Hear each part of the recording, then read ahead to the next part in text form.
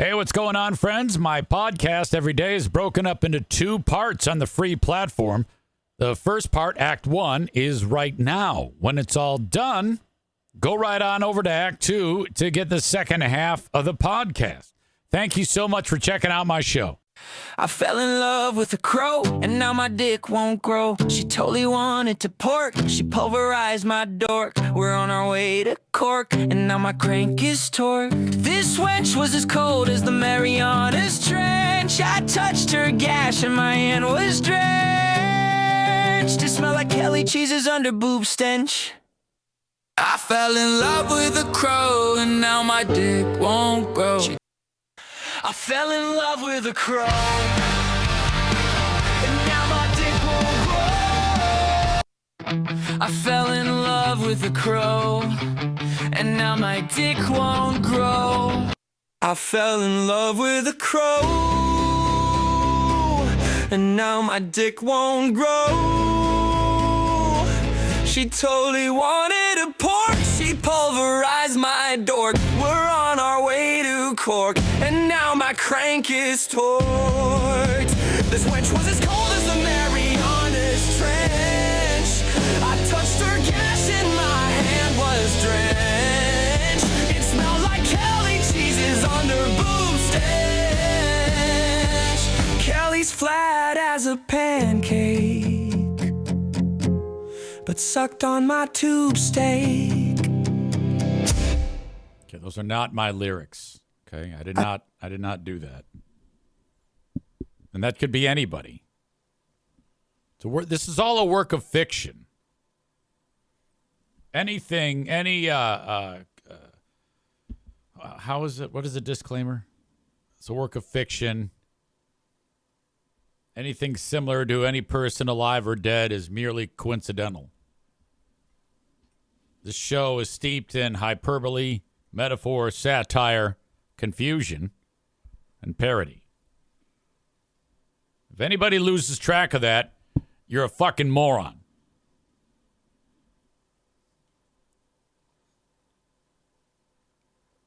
I'll be getting another cup of coffee momentarily. This one's going to go fast because I let it get a little too cool. But I was driving back from my list of boring things to do today. And my God, was that tough. I was falling asleep at the wheel big time. I was listening, and I'm not even saying this to be a dick. You'll know when I'm being a dick. But I was listening to today's Free Beer and Hot Wings show, listening for shit for who are these free beers. And I was like, God damn, it's harder than ever today. And I am tired. I don't know why I'm tired. I shouldn't be tired. But I was. And I was like fighting it. I'm pretty sure the people behind me were considering calling the cops on me, thinking I was drunk. It was that bad. It was all over the road. I even went so far when I walked in the door that I was like, I'm going to let these dogs out. They're going to have their lunch, and then I'm going to bed. That thought crossed my mind. That I'm just going to make an announcement. Oh, yeah, it's I could think of any excuse. Any excuse. It wouldn't have mattered. But we just can't have that. I don't ever want to lose focus of the most important thing. Keep it simple, stupid. Just get in here and do what you're trained to do, you idiot.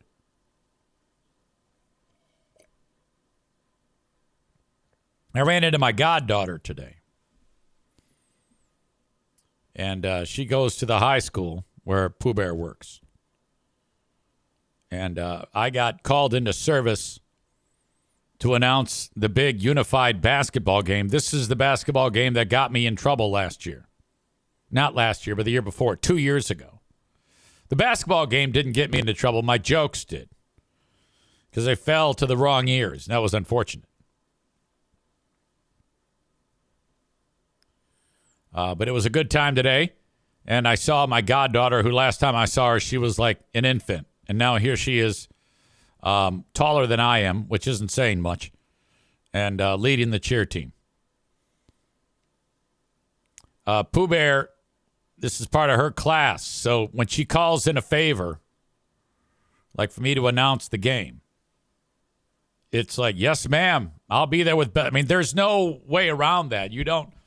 Everybody else gets pushed to the side.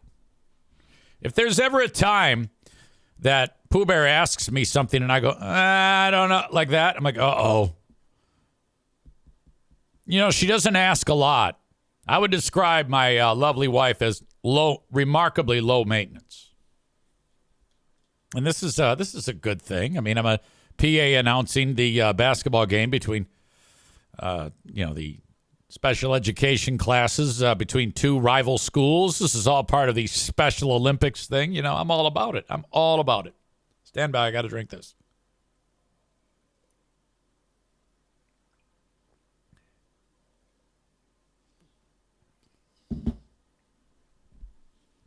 So when she says, hey, we need you to do this, and you won't be charging them anything, I'm like, yeah, of course. And, the usual suspects, the fine athletic director, the assistant athletic director, the faculty staff, the principal, they're like, hey, thanks for doing this. I'm like, I wouldn't miss it for the world.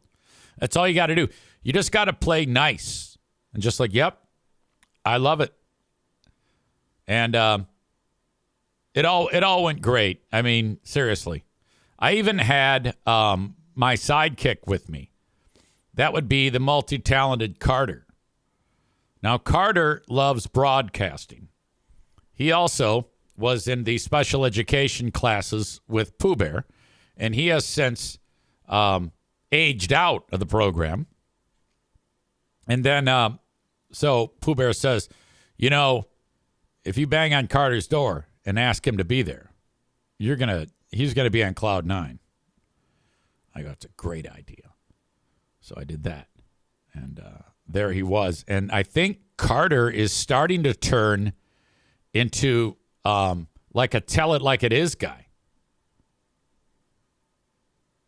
because there was like a moment when a kid put up a shot and missed. They get him the rebound, he missed it like 5 times.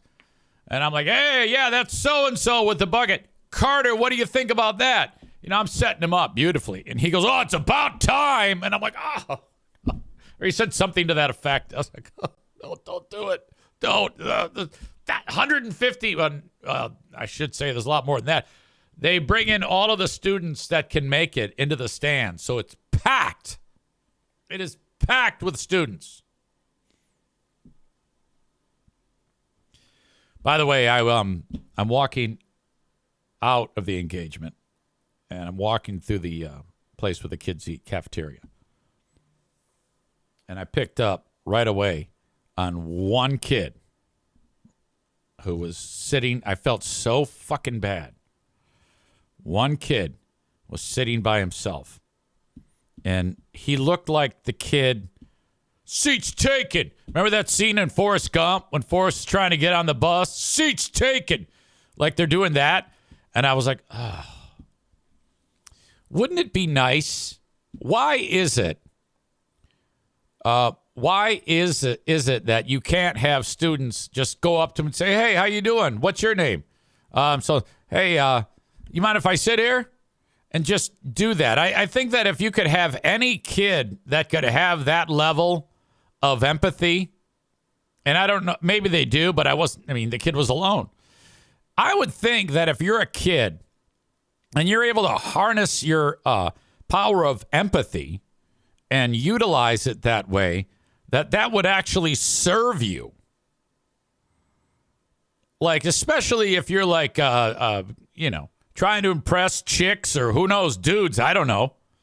If they see how charismatic and how much empathy you have for your fellow student to befriend them, I mean, that would be wonderful. So I felt so bad for the kid. And I was like, I walked past him right away. I figured it out. I was like, okay, something's going on here.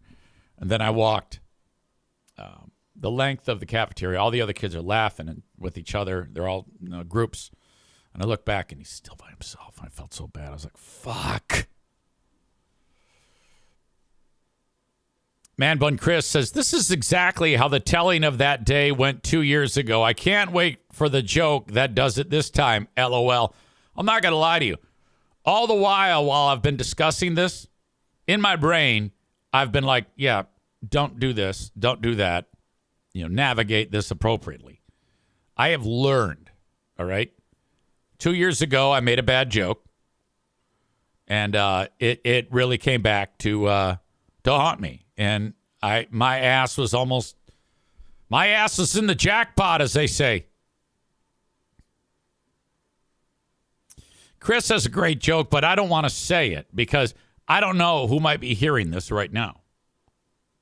Like if I read that joke, I could possibly be in that type of hot water that Man Bun Chris is talking about.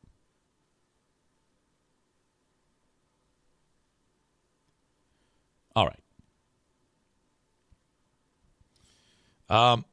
Ladies and gentlemen, I'm a little bit annoyed right now. So I guess my mistake was I assumed that the solenoid on the refrigerator was bad. Ordered a new solenoid. That's the valve that sends the water to the fucking fridge. Yesterday, I replaced it. And I'm like, yeah, I did this. I crushed this. Get out of here, old solenoid. I'm pretty sure there was nothing wrong with the solenoid that I replaced. Because today, the fridge is still leaking water. And I just noticed it before I started this show. So it really kind of put a little bit of a funk on my brain about all of this. I was like, son of a bitch. Now, I am trying to avoid having a refrigerator repair guy show up. Because it's minimum $350. And I don't know if you know this, but I'm trying to fight the fight of, you see, I was talking about this with a friend of mine, and I think we might have just puked. No, we didn't. Sorry. And him and I had the same conversation. He's one of the guys over at the high school. And we were talking about money. He goes, you see, and he took the words right out of my mouth. He goes, we make good money, my wife and I, but we don't have any money. It's always gone. There's never any money. And I go, brother, that is exactly what I have said out loud many, many times. Where does the money go? I think a lot of it has to do with all of the automatic payments that are set up. Insurance, seriously, Chewy, which is the company that sends the dog food. I just got a bill, a proof, what do you call it? A transaction notification. Hey, thanks for your $250 to Chewy. I was like, what the fuck did it? And it was for like those heartworm pills, like 6 months supply. By the way, I spent a lot of money on heartworm pills, and I have a lot of them. If your dog, and I don't need them anymore because Benny, the one-eyed wonder dog, there is no threat that Benny will have any issues with heartworm or fleas. So I have all sorts of dog heartworm medication. I'm probably just gonna donate him over to the local animal place. I mean, I got like boxes of them. I've spent hundreds of, if not thousands of dollars on those. And they just come automatically. And if you miss a month, that adds up. Anyway, Man Bun Chris says, don't forget the TikTok shops, LOL. Cole says, if you think Big Vet is expensive, wait till Big Fridge gets there. That's the thing. Big Dishwasher was at the house. And Big Dishwasher replaced the solenoid. That's when I got the idea that I can replace the solenoid because I was watching him when he did it. And then I looked it up and I go, Jesus Christ, this part is $45. But yet I'm paying him $350 for the drive here, the drive home, the time spent doing it, his expertise, the quickness at which he came out. Darla, Hey, stop it. Stop.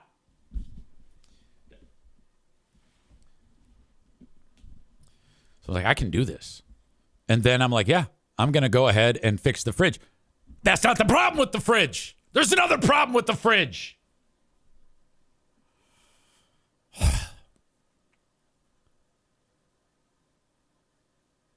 So annoying. But yeah, I can see where but that's still not nearly anything near like the cost of what Big Vet has gotten into us for.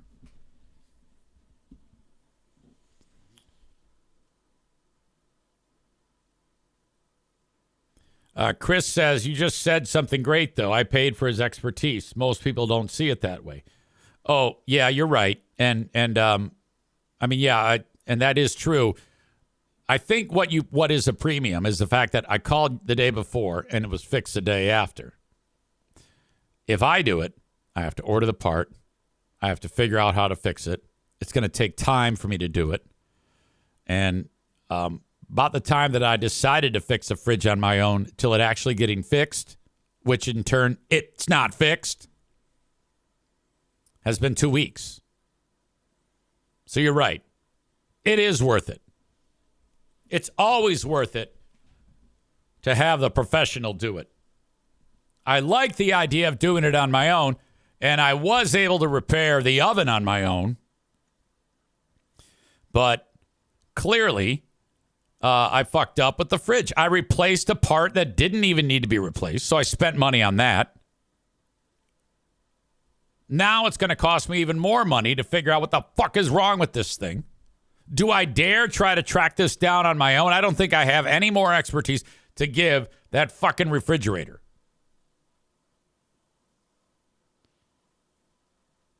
Rebecca says, I hate how appliances are basically made to last for 5 to 10 years, and then you have to replace them because there's a catastrophic failure.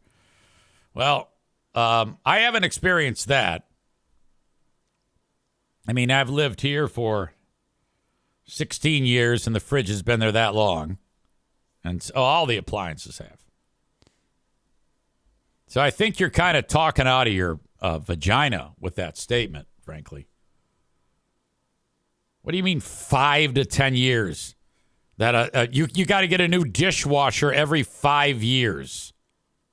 Nobody's had that happen. That is a falsehood that you are saying.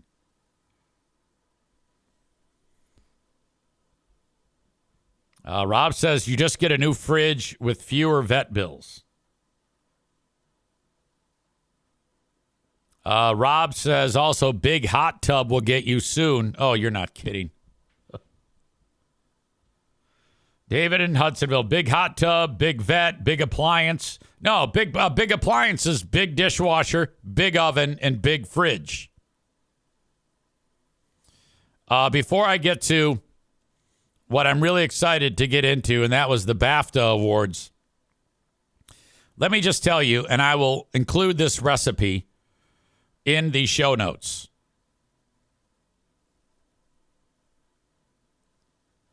I've got my onions. I've got my chuck roast or a pot roast. I seasoned it appropriately. I seared it on both sides. We have a device downstairs that I've used once, not once, called Instapot, a.k.a. pressure cooker. After I sear it, I put it into the pressure cooker. And then on a pot on the stove, I've got 2 cans of Campbell's beefy, what is it, cream of beef? Beefy something. 2 cans of Campbell's soup, Worcestershire sauce, a couple other ingredients, the onions. Get it to a boil. On top of the roast, you put a pound of mushrooms, whatever's in the pot, into the Instapot, and then another pound of mushrooms. Put it on there. Now, I didn't even know how this thing works, but I understand now how it works. With pressurizing the chamber, and it cooks it fast. And my God. So it's done cooking. It's 2.5 hours. in the Instapot. There's a little light. It says pressurized. And then when you're done, you have to be careful because, as Nick writes, those are also great for blowing up marathons. This is true. Beefy mushroom, that's the soup. You just open up this valve and the steam starts shooting off of the Instapot. You're releasing the pressure. And then you open it and it's this like glorious concoction. Meanwhile, I've made mashed potatoes. And with the gravy that was in the Instapot, I strain everything out of there and I add a slurry of water and cornstarch and make that a nice thick gravy. And then, you got bed of potatoes, beef on top of that. It's all falling apart. It's just amazing. It's ridiculously tender. You put a spoonful of onions / mushrooms and then gravy all on top of it. It's like nobody's talking because we're all eating and no one's saying a word. It was that good. That good. I'm telling you, it's this hillbilly Dano in Lexington, Kentucky. It's his video that I ripped it off of. He's just the sweetest soul, nicest guy in the world, it seems like. And so, for the recipe, it requires 3 of his products. I go right there and to Meijer and I buy the shit. I even took a picture on the shelf of why, and because they're down on the bottom of the shelf, and you can like reach out to Dano, and I'm going to send him the picture. It says, hey, this shouldn't be on the bottom shelf. For some reason, they're putting your shit on the bottom shelf. It needs to be higher up. Unbelievable spices. Yum, yum, get you some.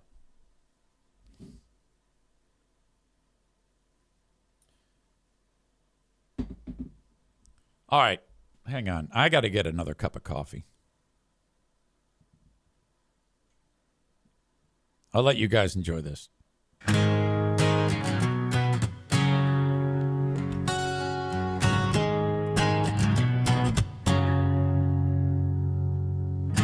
I fell in love with a crow, and now my dick won't grow. She totally wanted to pork. She pulverized my dork. We're on our way to Cork, and now my crank is torn. All right, I'm not going to let it go. This wench was as cold as the very.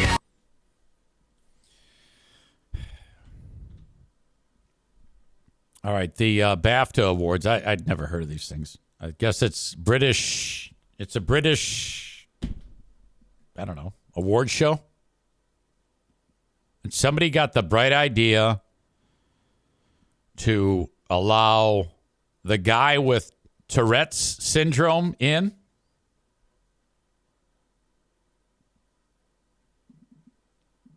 I don't know which one of these two guys here has Tourette's.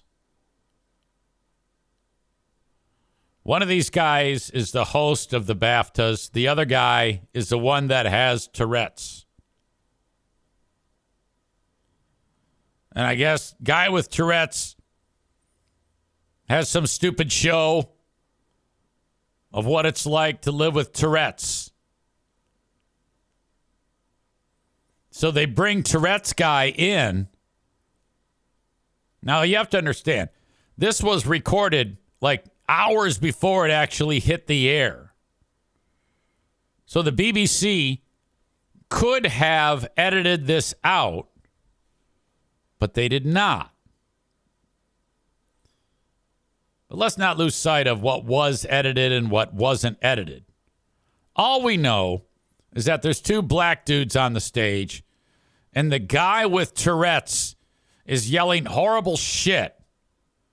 Now I'm going to steal some thunder. You're going to hear him in the back, kind of like he's over here, shouting the N-word.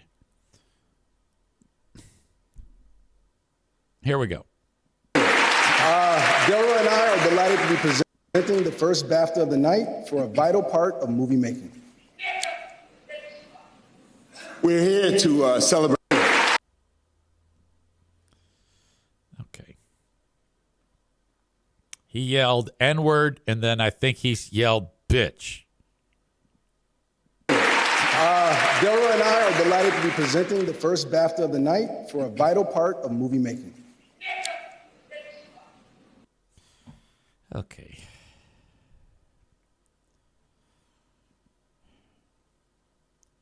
How the fuck is this even possible? Some of you might be thinking, what the shit?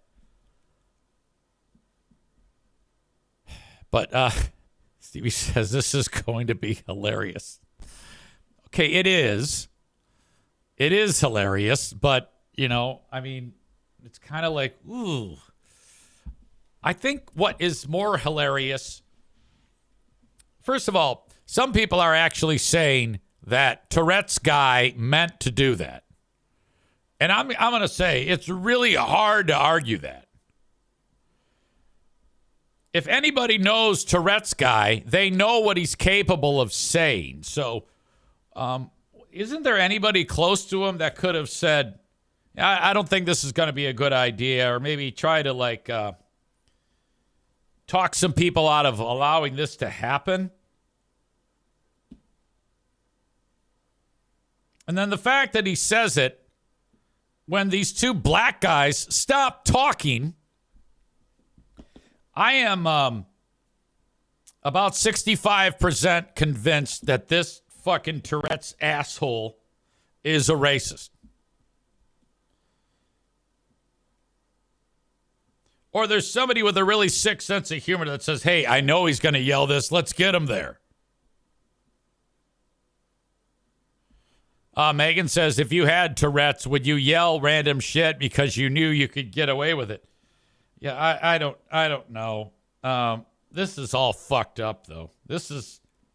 I actually kind of wish that somebody would have kicked that guy's ass. If there's ever a time that it would be okay to beat the shit out of Tourette's guy, I think this is it. And then I guess the host kept saying, oh, yeah, hey, thanks for your patience. Now get that motherfucker out of here, all right? Tourette's guy should be at home, chained to the fucking floor is what he should be. This is bullshit. If I'm black guy, I'm declaring war on Tourette's fuck. Fuck you, Tourette's asshole. I don't give a shit. There is no fucking way that is okay. No, bullshit. Fuck you. Fuck your Tourette's. Get the fuck out of here, you tick fuck. Yelling the N-word while black guys are presenting? Bullshit. He knew what the fuck he was doing. He's a goddamn racist. There is no fucking way that is an accident. I refuse to believe you. You're a liar, Tourette's guy. Whoever the fuck you are. Chris in Buffalo says, same thing I think of when I see Balin Dupree. Balin, that is her last name, right? Dupree? It's another one of these Tourette's idiots. Oh, God. And then these poor dudes, the looks on their faces, this Delroy Lindo, I think, he had this look like, what the fuck is going on? Delroy and I are delighted to be presenting the first BAFTA of the night for a vital part of movie making.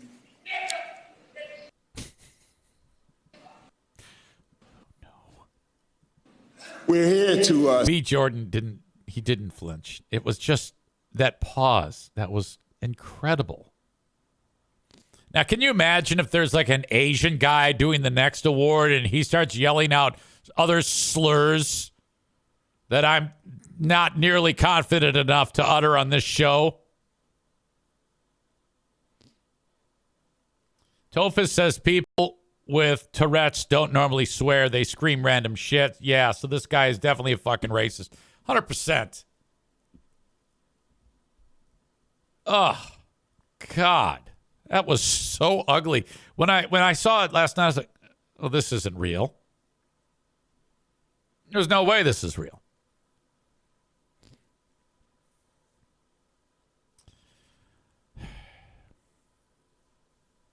All right. I'm turning my attention now to the hockey game. The United States won in overtime. They play 3-on-3 hockey.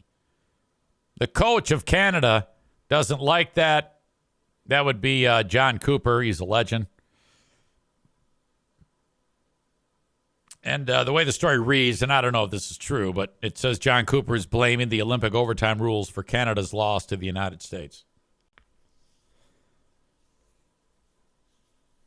They did the Four Nations face-off last year, and that every overtime was 5-on-5. Stanley Cup playoffs, overtime's 5-on-5.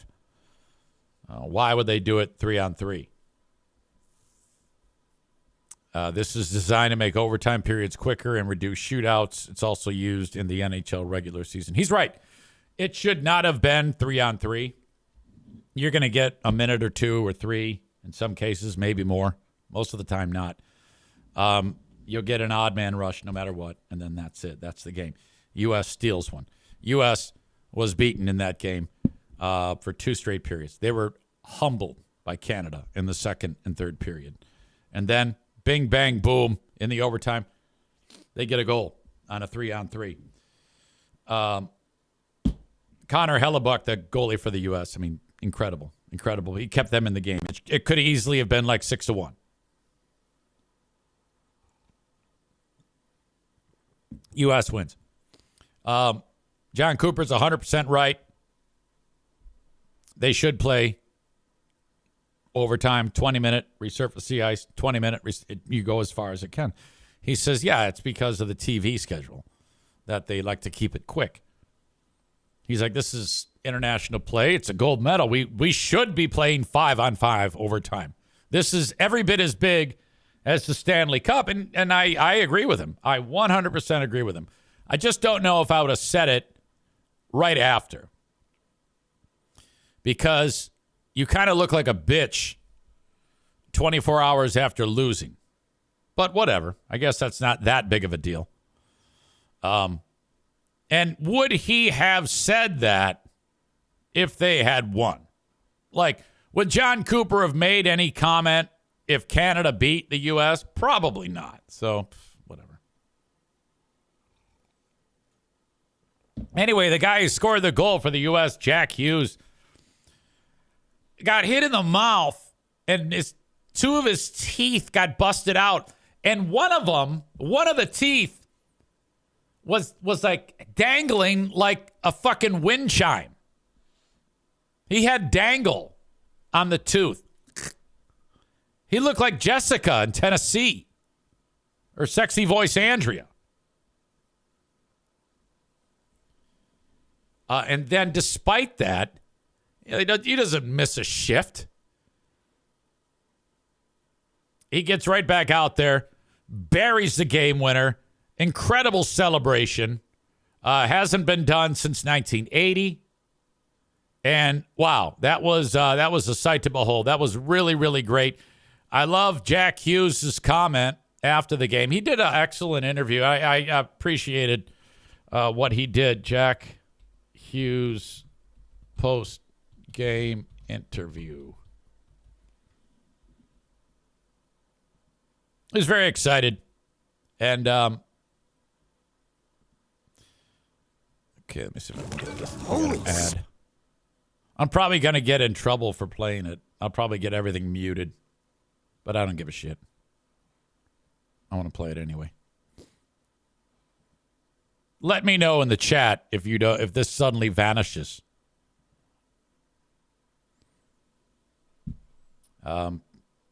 Yeah, they're talking to him right after the game. He's got dangly Andrea teeth. He's got hockey hair. He's thinking about how hard he's going to party after the game. And away we go. Goal. Moments ago, he chatted with Catherine. Jack, the first gold medal for the United States in 46 years, and you delivered it. Can you just describe the emotions of this moment right now? This is all about our country right now. I love the USA. I love my teammates. It's unbelievable. The USA Hockey Brotherhood is so strong, and we had so much support from ex-players. I'm so proud to be American today. This was such an incredible game to grind out. I mean, you're bleeding right through it just looking at you right now. Can you just talk about how difficult this gold medal was to win? Unbelievable game by Hellebuck. He was our best player tonight by a mile. Unbelievable game. Unreal game by our team. That's just a ballsy, gutsy win. That's American hockey right there. That's a great Canadian team, but we're USA. We're so proud to be Americans. Tonight was all for the country. What does this gold medal mean to USA Hockey? It's everything. Like I said, the USA Hockey Brotherhood means so much. Look at these guys. We're such a team. We've been together for 2 weeks. We're such a team. The USA Hockey Brotherhood is so strong, and we're so proud to win for our country. Jack, the gold medal's coming home, and you're about to watch the American flag go up to the rafters and hear the national anthem. How many times did you dream that up? I can't even believe this. I mean, it's such an unbelievable game. USA Canada, that's such a good game. They have so many great players. We're a great team. That's exactly how we wanted to go. We wanted to go through Canada and beat them, and it could have went either way tonight, but that's an unbelievable win for the Americans. Congratulations, Jack. Go enjoy it. Thank you. Here's the goal. Well, it looked like the Canadians were going to go back the other way on a 2-on-0, and Zach Werenski stays with it after Jack Hughes stole it. He takes it away from Cale Makar, and that Celebration reaction always makes me giggle. I love the celebration. will last a long, long time. That was so good that I don't even mind that the piece of shit Kachuk brothers are on that team. You know?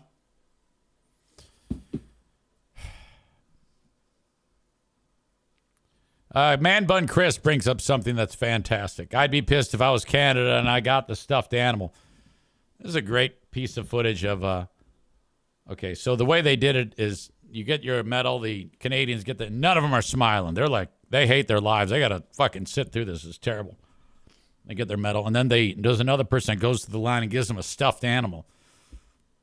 And the women did this too. The Canadian women, there was clips of them looking at it going, what the fuck is this thing? You're giving me a stuffed animal? And Canadian men are the same way. They look at it like, what is a stuffed animal? Do we really need to wait here and get a stupid toy of whatever this mascot is for the Italian Olympics?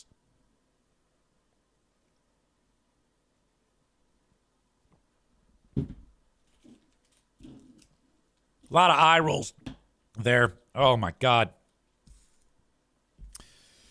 I couldn't wait to show you this. I just posted this to Facebook, and it might have blocked it because there was music underneath it.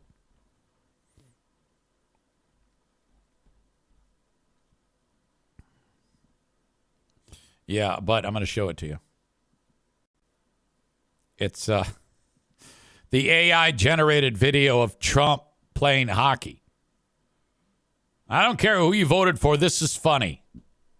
Rising up, back on the street. Trump posted this. Went the distance, now I'm back on my feet. Just a man. The fact that Trump posted this tells you all you need to know. But it's ridiculous. I mean, it's got Trump actually skating very well, pushing people off of the puck, screaming, and then getting into a fist fight and starts beating up this guy from Canada. Then there he is in the box. Trump gets his water. He chews the water, apparently. What a play by Trump.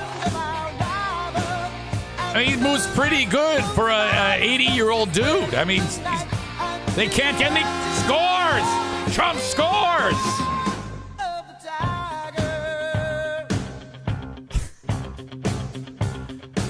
I think that all the dudes on the Olympic hockey team love Trump. Either that or they don't care. They just like talking to him. Megan says it would have been better if Trump had made himself the only one playing. Donko says Biden could have really benefited from AI. There is some controversy. Of course, we have to get politics worked into this. First of all, before I continue on with that shit, I haven't watched this yet, but I want to. This interview by Mike Tirico with the Hughes brothers and Connor Hellebuck with Larkin popping in might be the greatest in Olympic history. Go debate a brick wall. The fellas are hammered, and they fucking deserved it. Get trashed for us fellas. There you go. This is hours after the victory. Mike Tirico talking to these drunk fuckers. The anthem, these guys went over to Winter House to celebrate where Team USA's been hanging. Jack Hughes, Quinn Hughes, Connor Hellebuck. Jack, first things first, tell us about the goal. Honestly, just a great play out of Helly, making the save on McDavid. Werenski and Larkin getting up the ice there. They're just like hard pressure kind of. 3-on-3 is weird, like they can go odd man rushes both ways. So good play by Z, getting up the ice there, getting that puck over to me, and obviously puck goes in. But that's just an unbelievable team win on us. Connor Hellebuck, best player in the world tonight. Okay, he sounds fine. He's drunk, but he sounds fine. In all seriousness, Mike Eruzione was there. You know about the 1980 team. You know about the legacy. You've thought about being those guys. What's it like to now be those guys for USA Hockey? Yeah, I mean, it's not about any single guy at all. It's about the team. It's about representing the USA. It's about all the people that helped us get here. It's about all the players. It's just so special, and I want to thank our troops for allowing us to play this game. Thank our troops for allowing us to play this game. It's awesome. We're gold medal, and shout out Larks. I gotta say hi to Mike Tirico. Mikey, let's go, baby, #1. Congratulations, Dylan Larkin. All right, whatever. This is not worth it. I wish I would have watched it before because that fucking sucked. Kash Patel, the director of the FBI,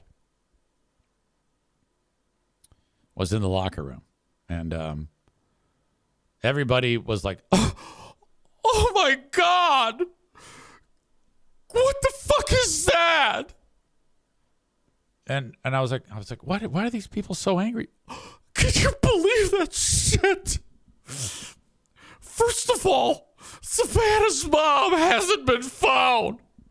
Why the fuck is he there?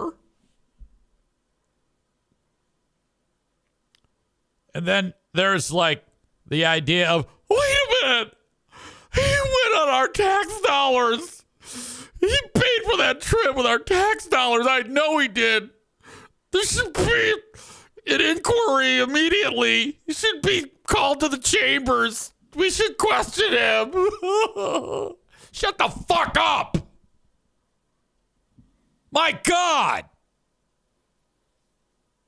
You have to fucking ruin everything. You motherfuckers! We just won the goddamn gold medal! Oh! Kash Patel's there! Oh! Ugh! Fuck off!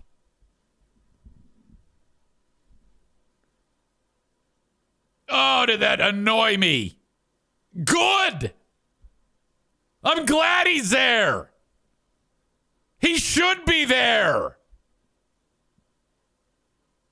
This is why it's so difficult to try to understand where you fucking clowns are coming from. Because you do shit like that. Oh, what are we going to do? Kash Patel's in the locker room. That doesn't fucking matter. Who gives a shit? I don't care if he did use your tax dollars. You dumb motherfuckers.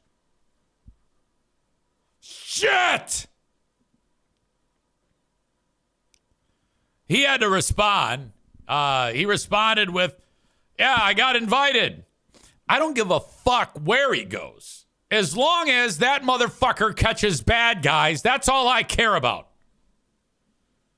All right? If you break up terror cells in the U.S., then good. You're doing a great job. If you're going to bust up some trafficking ring, congratulations. You go arrest Chauncey Billups. Good for you. Take a break. Go to the Olympics. You should. In this clip, the team is celebrating, and Cash, who plays hockey, by the way, it has the president on speakerphone. And so they're talking to him. 1 minute. And by the way, your goalie played not bad. Howie, say hi. Howie, By the way, you're going to have to, it's hard to hear Trump. Trump says your goalie played not bad. He doesn't even know. Trump doesn't know who any of these people are. He has no idea. Howie, say hi. Howie, say hi to him. How you doing, Don? I have seen hockey goalies have slightly worse games than this. It's unbelievable, and you were all unbelievable. And that team is pretty good you played. I don't know if it's going to begin anytime soon, right?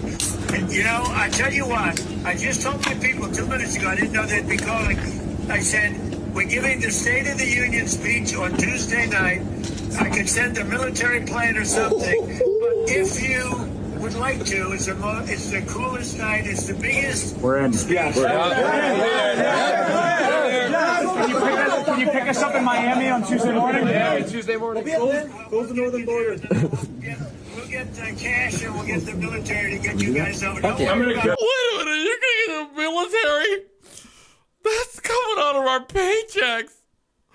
We can't have that. Shut the fuck up. Let's go. Boys are going to the State of the Union. The nice thing about being president is I can tell you, you don't have to worry about the weather or landing. So we don't care if it's snowing, if it's the worst blizzard. We sailing through that sugar just like you did on the ice track. Thank you, Mr. President. Now, we'll do it at the White House anytime.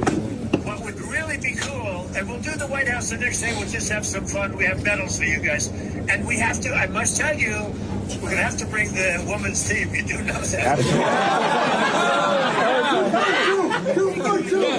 I do believe I probably would be impeached, okay?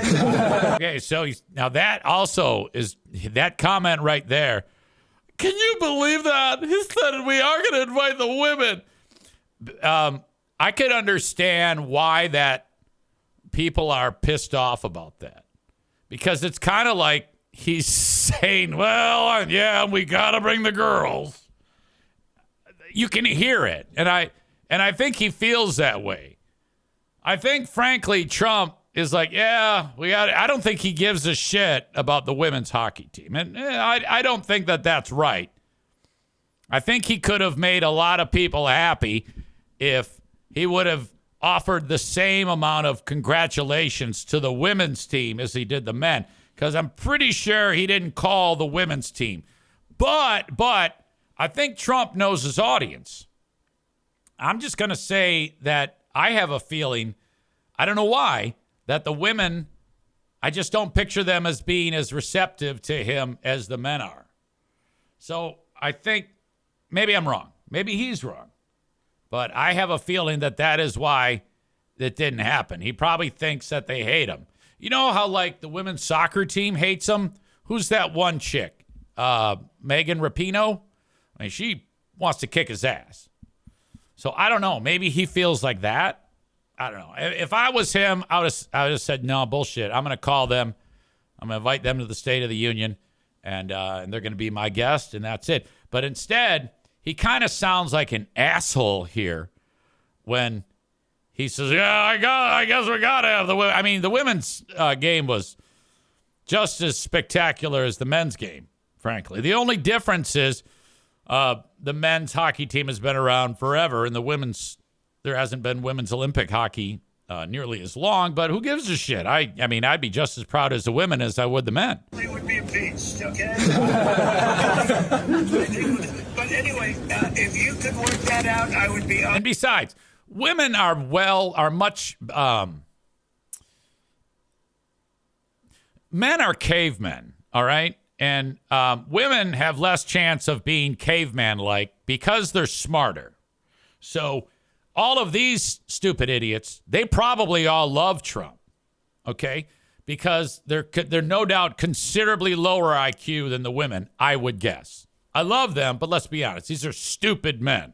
We all know that. Honored to have you. I'll introduce you to the I got it, boss. I got it. There's Cash. Look at, oh my God, it's Cash Patel. All right, that is Act 1 of the podcast. Act 2 is available right after this one. Go check it out. What are you doing? Don't miss a second of it. Thank you so much.